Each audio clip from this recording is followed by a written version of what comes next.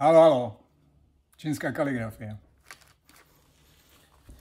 No, čo je to čínska kaligrafia? Je to písanie štecom, písanie znakov. Prvnež by som v tejto krátkej príležitosti niečo povedal o tom, čo to vlastne je, ako sa to robí a na čo to je. Tak najprv musíme pochopiť aspoň, čo to je vlastne čínština a čo to je čínsky znak. Čínsky znak je ideogram. To znamená záznam, grafický záznam myšlienky, pojmu. Hej. U nás máme slova, Číňania majú slabiky. U nich sú slova jednoslabičné. To znamená, každé slovo tvorí jedna slabika, maximálne dve slabiky, ale to už sú dva znaky potom. Hej. Takže napríklad tu je mu znak, čo je matka, hej, mama. Čiže je to len mu. Nie je tam ma, t, k, a, alebo mader, alebo čo proste. Všetky čínske slova sú jednoslabičné, preto je čínština v podstate ľahký jazyk na učenie sa slovíčok, ale ťažšie je v tonálnom podaní, lebo každé slovo má svoj tón. 4 tóny, 1, 2, 3, 4. Hej, a každý je veľmi odlišný, stačí zmeniť tón a už je to úplne iné slovo. Takže v tom je trošku problém, ale inak znaky sú dokonalé.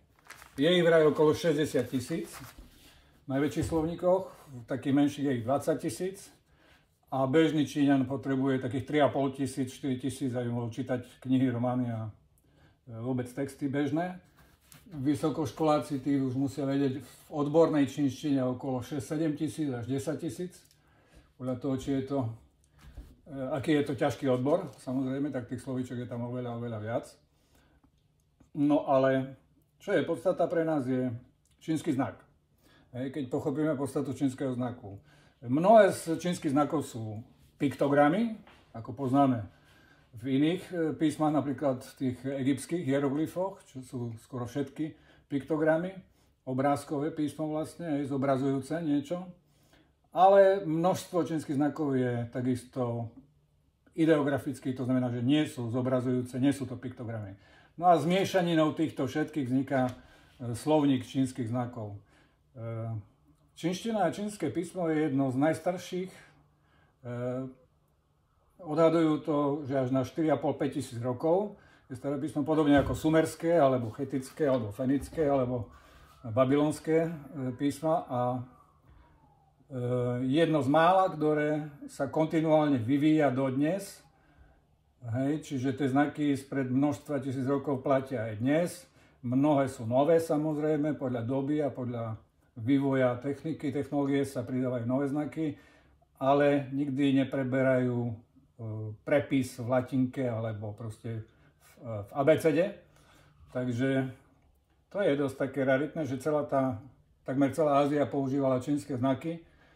Ten vplyv Číny a kultúry bol tam obrovský a Japonci si vytvorili ešte aj vlastné znaky, okrem čínskych, ktoré používajú, a takisto dve abecedy úplne odlišné, ktoré používajú v zapise a tým pádom majú najkomplikovanejší písomný textový zápis na svete asi, aj gramatiku. No, teraz o tej kaligrafii. Niečo z dejín ešte, pretože viete, že tento jeden znak matka je tu v rôznych štýloch, vždy je to ten istý znak. Hej. Toto je jeden z najstarších štýlov, to znamená tiaguwen, čo je písmo vyrité na kostiach, na lopatkách volov, alebo na brušných pancieroch, na spodných pancieroch korytnačiek, ktoré rili šamani nožom do tých kostí, ktoré sa našli len v minulom storočí, predtým nikto nevedel, že to je písmo, až nedávno sa začalo lúštiť. Čiže to je najstaršie, potom máme podľa vývojových dynastií a podľa etap vývoja čínskej kultúry sú vlastne pomenované tie štýly.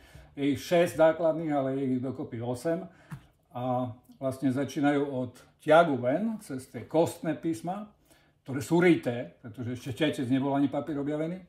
Potom sú tinwen, čo sú vlastne bronzové nádoby, hej, všelijaké obetné a vôbec obrovské dynastie Shang, bronzy, ktoré zbožňujem, a to písmo je vlastne rité do hlíny, pretože model sa najprv musel urobiť do hlíny a potom odliať do bronzu samozrejme. Takže tam vlastne hociakou paličkou, čímkoľvek do tej mäkkej hliny vyrili vlastne ten znak, hej, tí kaligrafy. No a to sa následne odlialo do bronzu, do bronzových nádob. Takže to je druhý štýl vývojový, to trvalo storočia. Potom tam máme malú pečať štýl, to znamená, že je tiež podobne len v takýchto špagetkách celé, hej, písané to písmo. Potom je veľká pečať, ďalší štýl, to je veľmi podobné, trošku iba odlišné od neho, no ale potom už nasleduje lišu, čo je úradnícke alebo klerikálne písmo, veľmi dlho pretrvávalo. Dodnes sa používa na verejných budovách, na štátnych úradoch a proste aj na umeleckých budovách, kde sú také tie kratšie nápisy ako názvy alebo proste inštitúcie. Toto je líšu, hej, čiže toto je štandardné písmo, ktoré vlastne je až posledné, súčasné vývojové. Potom nasledovalo sinšu, čo je polokurzíva, trošku zrýchlený zápis, hej, čiže je to veľmi zaujímavé, veľmi dlho sa písalo, najkrajšie kaligrafie sú asi v sinšu a potom caošu, čo je trávové písmo, nesprávne nazývané. Je to kurzíva, hej, čiže to je rýchlopis, veľmi rýchly, toto je caošu a je toto. Hej, to je ten istý znak, matka, len napísané takmer jedným ťahom. Hej, čiže aj toto, skrátené, hej, je to ten istý ťah, teda ten istý znak. No, toto je sinšu, čo je polokurzíva, tiež rýchlejšie než toto. No ale dnes sa používajú tieto znaky, v knihách, normálne v mobiloch všade vlastne štandard, čo je kajšu. Hej, a jedna vec odlišuje pevninovú Čínu od zvyšku sveta, kde sa čínština používa. To znamená Spojené štáty, Singapur, Tajvan a ostatné štáty, kde sú čínske komunity veľké.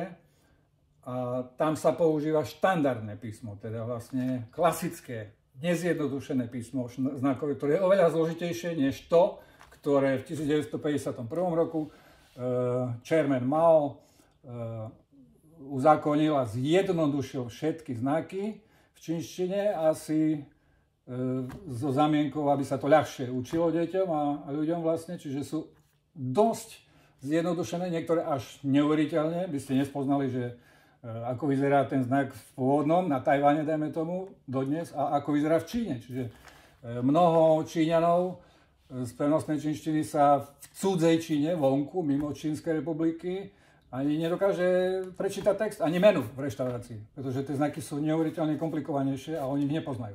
Hej, to som zažil na vlastnej koži. V Hongkongu som bol s kolegami Číňanmi a tí neprečítali jedálny listok, nevedeli si objednať. Našťastie tam bolo samozrejme aj v angličtine pod každým názvom jedla a oni zase anglicky nevedia, Číňania. Hej, takže ja som musel Číňanom v Číne objednávať jedla. To sú také perličky, ale je to pravda. Takže toto sú tie základné, jeden znak v mnohých štýloch. Hej. Tie sú predpísané nemenné proste. A okrem toho každý kaligraf svojej doby, čo je 4000 rokov v Číne, v každej dynastii boli 2, 3 a 4, takí najslavnejší, ktorí sú tak slávni v Číne ako u nás Michelangelo alebo Da Vinci, tak majú vlastný štýl samozrejme. No a tieto štýly tých najslavnejších majstrov v celých dejinách kaligrafie čínskej, každý žiak, každý študent musí študovať. Pretože to sú základný kanón, ktorý čím viac kopírovaním, študovaním tých textov starých žiak naštuduje a získa do ruky aj do duše, tak potom môže pokračovať vo vývoji vlastného štýlu. Hej? Keď už má zase v prvých 10 rokov štúdia, tak už by mohol niečo aj vlastné tvoriť. Čiže čínska kaligrafia je podľa mňa, čo som výtvarník a robím celý život výtvarné umenie, tak najťažšie zo všetkých, ktoré poznám.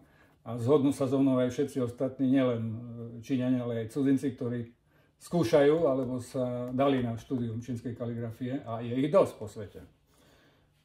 Skutočne veľmi, veľmi náročné naučiť sa ovládať hrot štetca. Prečo? Pretože za prvé držanie pera a štetca je v Číne absolútne odlišné od nášho. My držíme pero v 3 prstoch väčšinou a píšeme takto. Hej? Čiže celé ovládanie je vlastne tu iba v tomto pohybe. Kdežto v Číne sa drží štetec takto, hej, že ho máte kolmo na lakeť a držíte ho tu takto. Hej. Ešte tento prst je tu. Čiže ruka je tuto kolmo na to, nie takto. Hej. To je ten obrovský rozdiel. Čiže my maľujeme, kreslíme, píšeme takto. od malička. A tieto šľachy nemáme uspôsobené na to, aby sme dokázali písať takto zľahka. Keď to píšeme opretou rukou a keď stojíme voľnou rukou. Takto. Hej. Čiže to je obrovský rozdiel a trvá to, hovorím vám, minimálne 10 rokov denného štúdia, než to do tej ruky dostanete. Hej. Je to veľmi, veľmi náročné na čas aj na disciplínu. Takže toto je ten prvý znak. Toto je znak Ming, čo znamená vlastne jasný. Hej. Ming. Alebo Peng, áno. Peng, to sú dvakrát mesiac. Hej, vedľa seba. Toto isté tu vidíte v pečatnom štýle. Toto isté v kurzive, to isté v polokurzive. A toto v líšu, hej, v tom úradníckom písme. Na kaligrafiách, toto sú moje staré kaligrafie, ja neviem, už 10-ročné, čo som ešte nevedel nejako to robiť, tak sa vždy dáva pečať okrúhla alebo nejaká nepravidelná a meno majstra alebo toho, kto robil tú pečať, je vždy v štvorci. Hej. Čiže štvorcová ide na ľavú stranu pod podpis, kde je meno jeho, alebo nejaká kolofónia ešte, že kedy, kde a komu to maloval. A tu býva rok, hej, ale aj tu sa píše rok často, mesiac a názov roka. Každý čínsky mesiac, aj čínsky rok má svoj názov, svoje meno. A je ich 60 v cykle. Hej, opakujú sa raz za 60 rokov iba. Takže toto je znak show, čo je ruka. Hej, toto je štandard v líšu, v polokurzive. Toto je tiež v líšu a toto je v kurzive už. Toto je v pečatnom, vidíte. A vidíte, tuto na tých pečatných je často vidno ako piktogram, pretože to je vlastne, táto linka tu je vlastne ruka a toto sú vlastne prsty, hej? Tieto tu prsty. Čiže toto je vlastne ruka s prstami, hej? Z toho vzniklo vlastne zjednodušením potom na štandard toto, 3 čiary a vlastne toto je tá ruka a toto sú prsty. Čiže toto je na tom zaujímavé, na tom čínskom písme, ako je často veľmi vtipné a veľmi nápadité. Hej, tie znaky, keď človek pozná prvých 214 radikálov, ktorí sú jadrom čínskych znakov, z ktorých sa všetky ostatné skladajú, ako pucle, tak potom niekedy sa aj sám dovtipí, aj keď nepozná ten znak, že čo asi to znamená, ten znak. Hej, ale musíte poznať radikály. No a teraz prídeme, keď už vieme, čo to je čínština a čínsky znak, môžeme prejsť ku základným pokladom čínskej kaligrafie, ktorý každý vzdelanec a naozaj v Číne, aj vôbec v Ázii, musí mať. Ako náhle to nemá, tak proste nie je to vzdelanec, je to robotník alebo roľník, alebo proste nejaký manuálny, zameraný, na manuálnu prácu zameraný človek, ktorý nikdy nič neštudoval. Hej. Čiže tam každý musí mať v prvom rade papier, čo je čínsky vynález, hej, dodnes fungujúci, a je ich tisíce a tisíce druhov, o ktorých Európa nemá ani potuchy, hej, nehovorím o farbe alebo o čom, ale o zložení a vôbec o kompozícii toho papiera sú tak nádherné, že ja keď som to prvýkrát videl, som nechcel veriť, hej, že niečo také existuje. Proste tu o tom západný svet nemá ani potuchy, čo to je čínsky papier. Hej. Je nepreberné množstvo a každý jeden je prenádherný. Čiže, a každý ináč reaguje na tuš, samozrejme. Cudzinec, ktorý to nevie, tak kúpi zlý papier, lebo na ten sa písať nedá, dajme tomu. Je vhodný len na maľovanie alebo na čo. Sám som sa na tom takto koľkokrát pomýlil, takže bez poučenia a bez kamarátov, profesorov, kolegov čínskych by som nemal šancu. Takže som im veľmi vďačný. Čiže máme za prvé papier, za druhé máme tuš, a to je vždy pevný tuš. Samozrejme, že ho kúpite aj vo fľaškách už rozrobený, ale vždy je lepšie mať pevné tuše. Niektoré sú neuveriteľne drahé. Čím staršie, tým drahšie. Potom kameň. Hej. Kameň na roztieranie. Na roztieranie tušu. Sú tisíce rôznych kameňov, ktoré sú zo špeciálneho kameňa. Vlastne je to bridlica, trošku drsná, na ktorej sa ten tuš rozrába. Ja vám skúsim ukázať aspoň na sekundu, ako sa rozrába ten tuš. Potom sú takéto nádobky, také kvapkatka na vodu. Hej. Tu máte jednu dierku a tu druhú. A z nej vlastne tá voda kvapká. A tým si riedite tuš vlastne, aj keď už je hustý.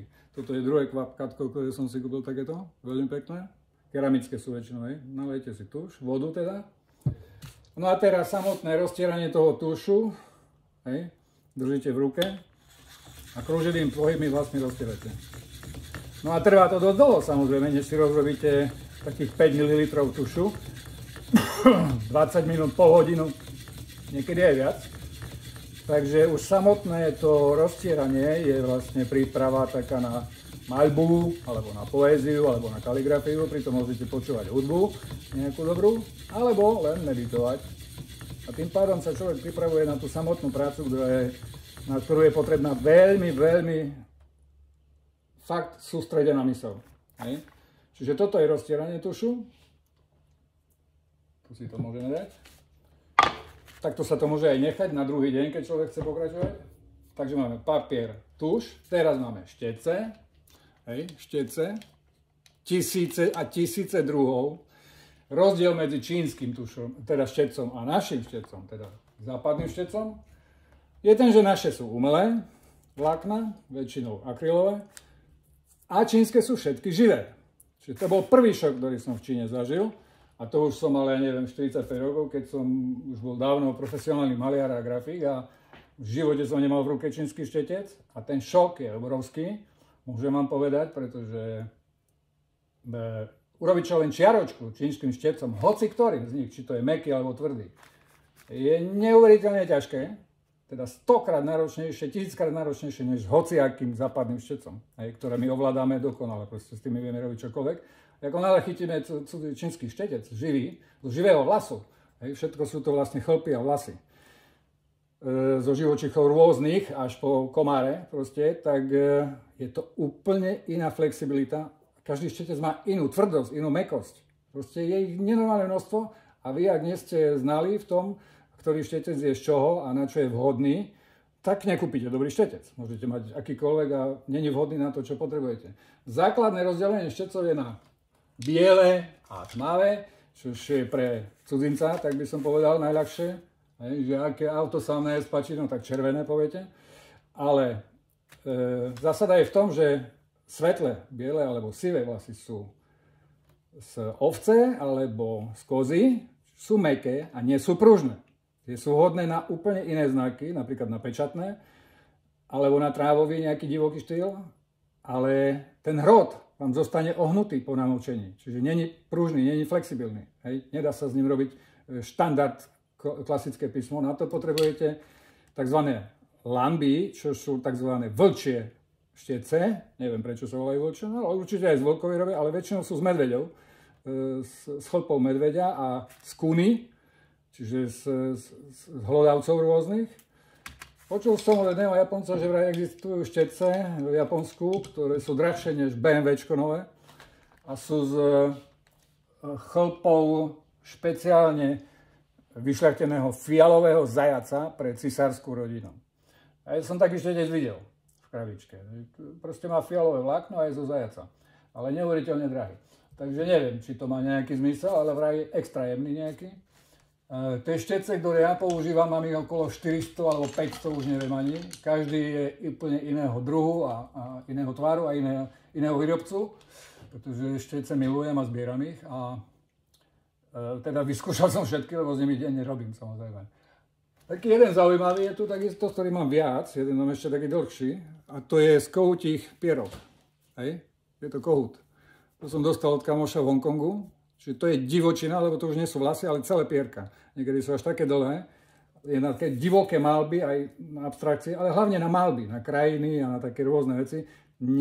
Nevypočítateľné efekty to proste robí tá stopa toho šteca. Lebo tie pierka sa krútia, skáču, odskakujú, keď sa to namočí do tušu, na frkance všelijaké, no ale písať s tým je veľmi ťažko. Takže na písanie znakov, takmer všetkých tých štýlov, je potrebný pevný štetec, ktorý vlastne robí perfektnú stopu. Hej?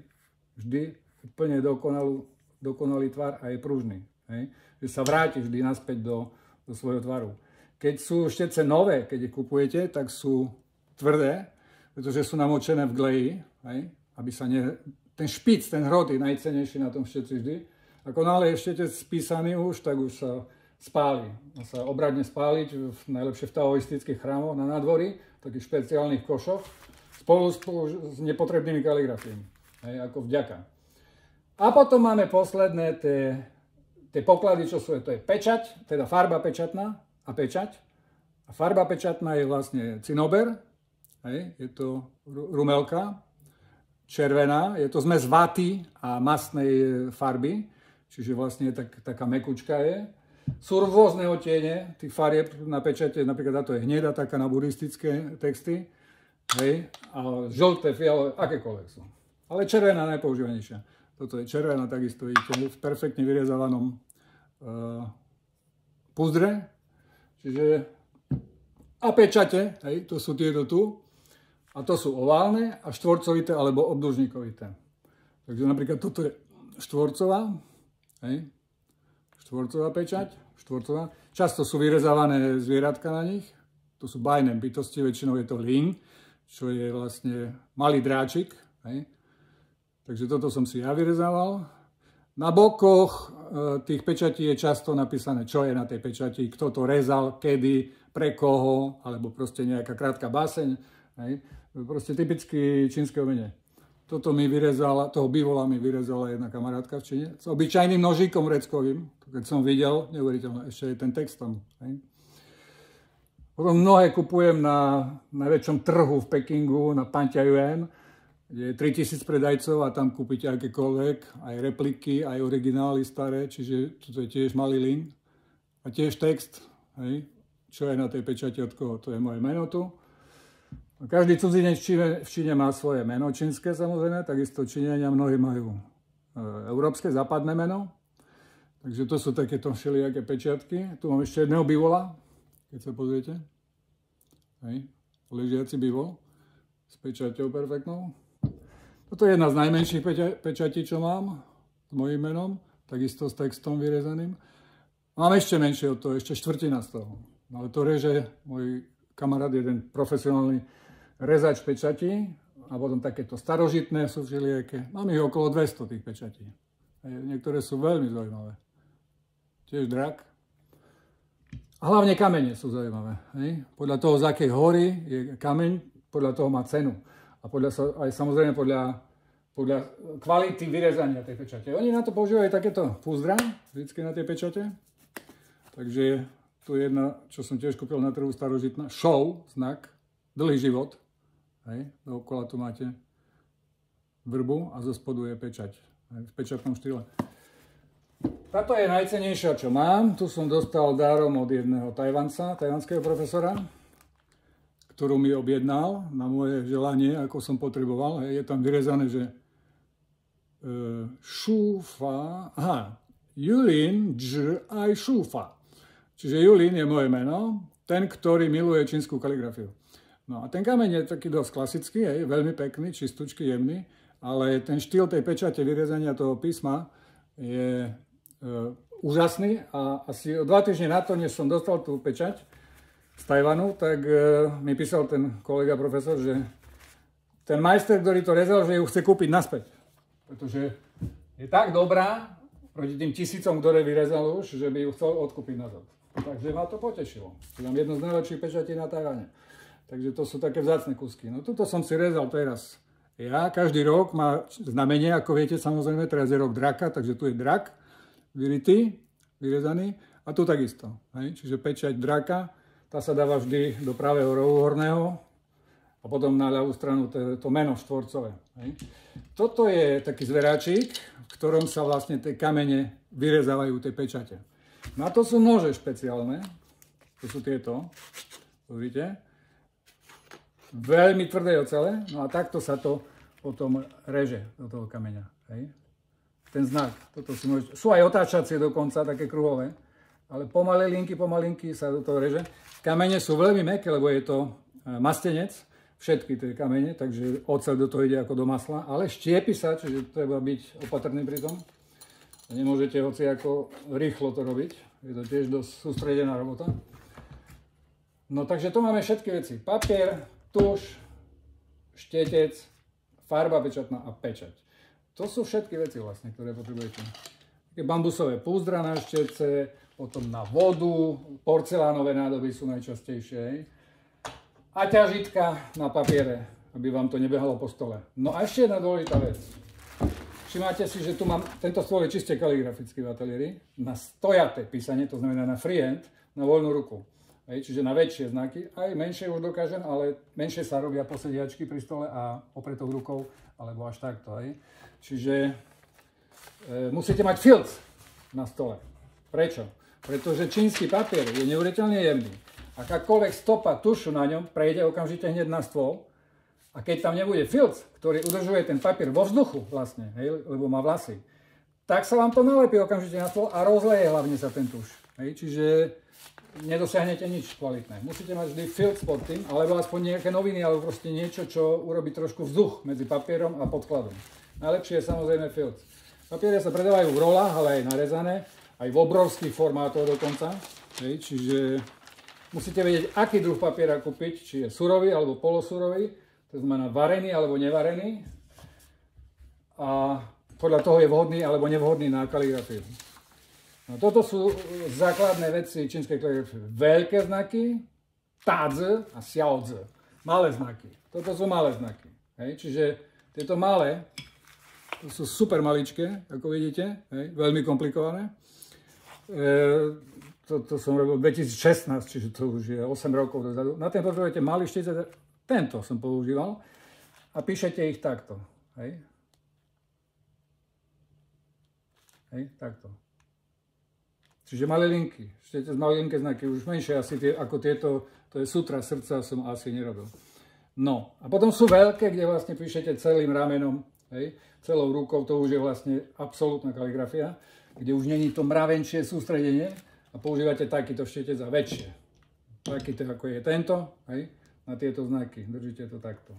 Potom si pozrieme na videách, ktoré mám v archíve, celý spôsob toho písania, hej, čiže ide tu o pohyb zápestia, celej ruky, hej, a znaky musia byť samozrejme presné tiež. Nemôžete hociako ťahať tej ťahy. Toto sú veľké papiere, veľké kaligrafie. Toto sú malé. Čínske deti v školách sa učia písať na takéto papieriky, kde je vždy jeden priesvitný a pod tým sú natlačené znaky. Toto sú práve tie zjednodušené, ktoré používajú Číňania v Číne. No a toto vlastne za domácu úlohu musia písať a píšu non-stop, od rána do večera, do noci, do polnoci. Kým sa naučia v 1., 2., 3., 4. ročníku písať znaky, aj to ešte nevedia, len možno 500, 600 ich, hej. Za rok okolo 100, 200 sa ich naučia. Takže píšu denne tisíce znakov. Na rozdiel od našich detí, ktoré sa naučia abecedu a už nepotrebujú písať nič. Toto sú takéto predtlačené vlastne štvorčeky, do každého štvorčeka sa píše jeden znak. Schválne tu má ešte tie osy rôzne, aby ste ten znak správne umiestnili, hej, do tej svojej mriežky. Lebo čínsky znak sa píše do štvorca, to som vám zabudol povedať. Hej, každý je vo štvorci. Ako kanonicky. Hej, čiže toto je asi základ vlastne celej tej čínskej kaligrafie. Štetec, papier, tuš, farba pečatná, pečať. No a potom už to rezanie pečati a tie ostatné veci, to už je samozrejme vec aj kaligrafov, ale na to sú špecialisti, ktorí len režú pečate, proste nemusia byť ani kaligrafii, ale samozrejme štýly kaligrafické poznajú. Takže toto je asi taký základ o tej čínskej kaligrafii, ako to vyzerá a čo to je. A ešte vám ukážem nejaké zvitky, počkajte.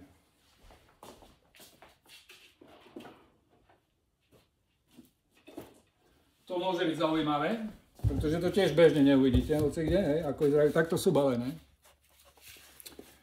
Veľmi pekné krabičky robia na to, hej, a samozrejme tie zvitky sú fantasticky vyrobené. Na to sú Číňania špecialisti. Tu sú zvitky, ktoré som písal pred niekoľkými rokmi, tu je vždy názov, meno roku, potom aký je text a kto to písal a moja pečať. Hej, potom. No a zvitky sa vždy čítajú, alebo obrazy, alebo kaligrafia sprava doľava. To znamená, že sa rozbalí a ide z tejto strany. Hej. Z tejto strany to ide. Tu máte Kuan Yin, což je bohyňa súcitu milosrdenstva. A tu idú texty už. Hej. To je sutra srdca. Po, re, po, luo, mi, duo, shin, tin. Hej. A už to ide za rom. To je zaujímavé na tom papieri, že sú také štvorčeky, ako keby zo štvorčekov pozlepaný. Čiže toto je celý text. Končí tu. Hej. Tu som ešte domaľoval takého sediaceho Budhu. A za tým dva znaky veľké Fo, Shin, což je Budhova myseľ alebo Budhové srdce. No a toto je celý zvytok vlastne. Ten sa stočí znovu a vrazí sa do klabičky, môžete darovať, alebo nevieša sa na stenu. Hej. Lebo je dlhý, tu má 3 metre. Čiže toto, tu je druhá nejaká, druhý zvítok nejaký. Pozrieme sa, čo to je, ani neviem, už si nepamätám. Toto je viazania majú všelijaké. Asi bude čistý tento ešte, lebo nemá tu žiadnu signatúru. Áno, to je čisté, vidíte? Tak to vyzerá čistý, ale veľmi pekný papier. Je taký zlatom posypaný ako keby. Takže toto je, tu bude asi sutra takisto menšia. Ja často píšem tie sutry srdca. Áno, je to Sintin. A znovu rok. A meno a pečiatka, vidíte, aká drobná? Jedna aj druhá, hej, meno. Moje meno. Čiže tu tá kostica, ktorá drží vlastne ten pásik.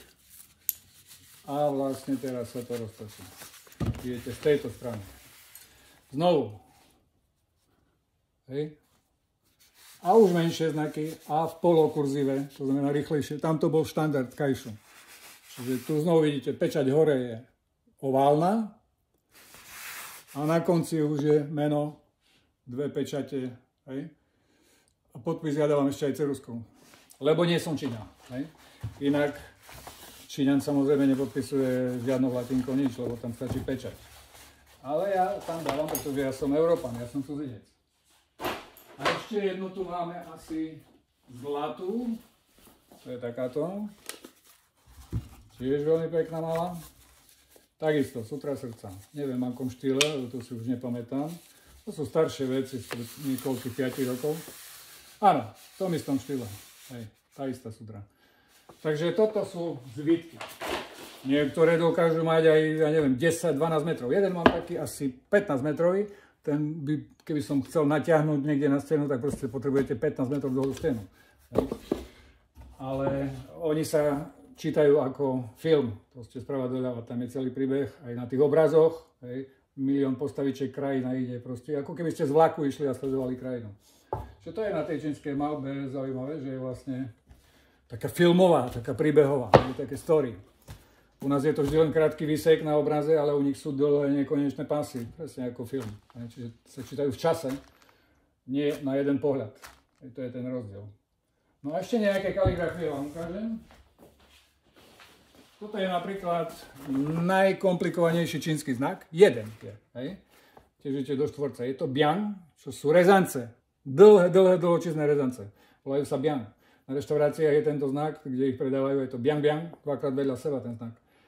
Tu vidíte, že máte jeden radikál, tu je druhý znak, tretí, štvrtý, piatý, šiestý, siedmy, osmy, deviatý, desiatý. Každý má plno ťahov, cez 50 ťahov má tento znak. Tu je v strede kôň napríklad, toto je kôň, hej. Tu je dlý, tu je nôž, hej. Tu je slovo, tu je taká striežka, hej. Tu je mesiac. To je proste neuveriteľný znak, najťažší zo všetkých. No nie najťažší, ale najviac ťahov má, hej. Len zopár som tu vybral nejakých takých, ktoré sú aj farebne zaujímavejšie.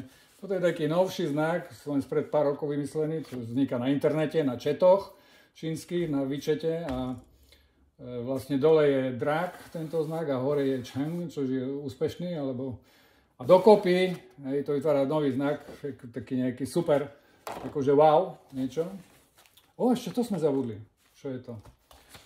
Tu je jedna kaligrafia, ktorá je nenapnutá, proste tak mi prišla z Tajvanu, z Tajpe, a to je od veľkého majstra čínskeho, ktorý mi poslal ako dva znaky, a to je Xin Fu, čo znamená šťastný.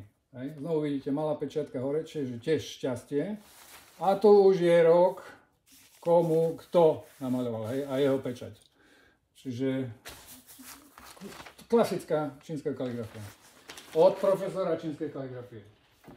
Toto som ja písal všetky, no, tuto máte napríklad na takom zvláštnom papieriku veľmi znak láska, aj, hej.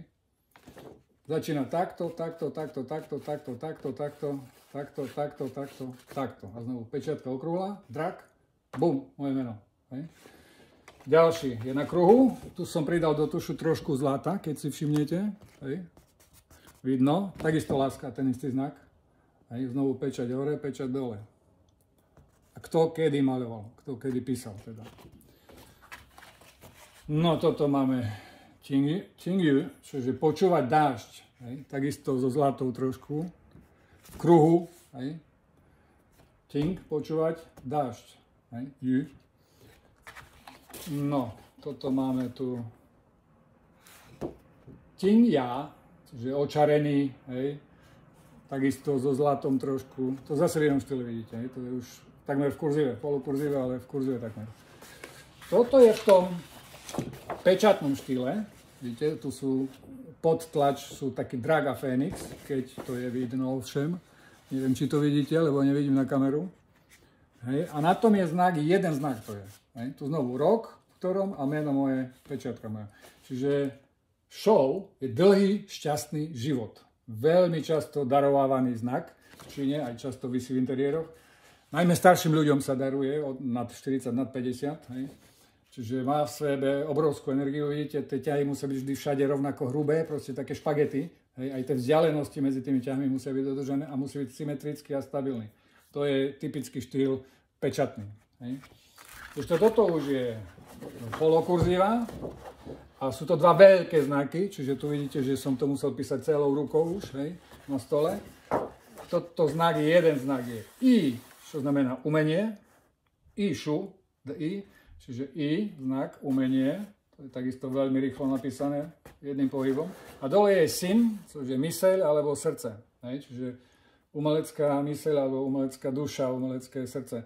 Sin znak je veľmi krásny, často sa píše samostatne ako srdce alebo myseľ alebo proste nejaký mód, v akom sa nachádzate. Hej? Čiže tu veľa robí práve kvalita papiera, kvalita tušu, hlavne v tých lietajúcich bielých. Toto sa volá lietajúca biela, to je Fei-bai, čiže ťažký, hustý tuš a potom ten riedky, vzdušný. Tieto tu veci, ktoré tu vznikajú pri zdvihnutí štetca do vzduchu, sú práve tie, čo robia 3D, každý znak, hej, v tej rýchlosti toho písania. No a toto je na záver, čo som aj skoro zabudol, a to sú vlastne obťahy, odtlačky zo stél. Stély sú kamenné, obrovské kamenné dosky, ktoré stoja v Číne, v každom meste ich nájdete. A sú historicky veľmi staré, všelijaké tisíce rokov. A z toho robia takéto otlačky vlastne Číňania, ktoré potom sa predávajú samozrejme. Tie sa robia tušom, takým tamponom vlastne sa priloží papier na kameň a otlača sa tuš vlastne na vrchu. Čiže to, čo je vyrité, ten znak zostane biele samozrejme. A toto môže mať, ja neviem, to je pečatný štýl. To môže byť 2000 viac, 3000 rokov starý text. Hej. Čiže veľmi vzácne, čo mám tiež ako darované od profesorov čínskych. A toto je štandardný zase štýl kajšu. Hej. Takisto otlačok zo stély, keď si všimnete. Hej. Každý znak je vlastne vyrezaný do kameňa a potom otlačený, podobne ako linorit v grafike. Hej. A vidíte, aké jemné sú to papiere všetko. Čiže toto by chcel napnúť dať, tu dosť ťažko, nemám ani taký veľký papier, aby som to napol, a dať zaramovať. Tento je mi veľmi blízky, pretože je super jemný. Za prvé je tam málo tušu, keď si všimnete, to šedulinky je úplne svetlúčke a tie znaky sú fantastické. Čiže tieto všetky znaky, keď vyrezal niekto, ináč rezal ich väčšinou rezač, to znamená nie ten, kto ich písal. Písal ich kaligraf, väčšinou veľmi, veľmi slávny v tej dobe. Takže kaligraf napísal na ten kameň a rezač to vyrezal. Ale tak fantasticky sú vyrezané všetky tie stely, že milióny a milióny otlačkov vlastne kolujú po Číne a ľudia sa tešia, vlastne majú grafiku, hej, doma. Originál z originálnej dosky. Takže toto je ešte zaujímavosť takisto. No a to by bolo o tej kaligrafii asi tak. A pustíme si nejaké ukážky živé, ako sa to robí.